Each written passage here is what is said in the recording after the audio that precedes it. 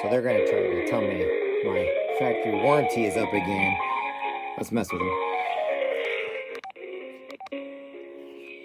Here we go, everybody.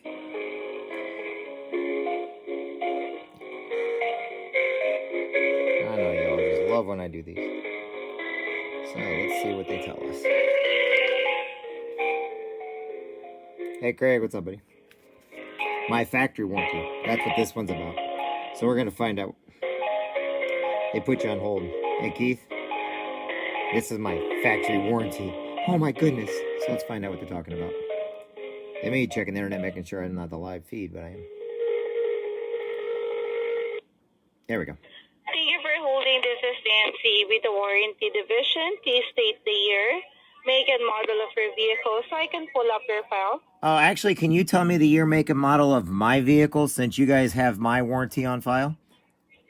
Yes, sir. For the voice verification purposes, we needed to state the year, make, and model. Okay, for my verification purposes, I need to tell you what kind of vehicle I drive. For my verification purposes. I think we're all set. Thank you and have a great day. You're lying. Scammers. Scammers. That's even funnier. Okay, let's call them back, even though it's not the right number, but they won't tell you your make and model.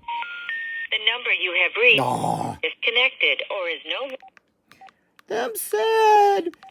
No. Let's do this one again. Nobody wants to have a working number. The number you have reached has been disconnected or is no. All right, everybody, just remember, guess what? You can't, don't give them your social security number. Don't give them any type of information. And if they're calling you, flat out ask them. Oh, who's this guy? This one's a new one. You know, ask them who they are. You have reached a number that is no longer in service. Please. The best thing you can do is basically ask them, fine, what kind of vehicle do I drive? I mean, they can take a guess and probably get it kind of close, or what company. That's not information. All they got to do is tell you what company.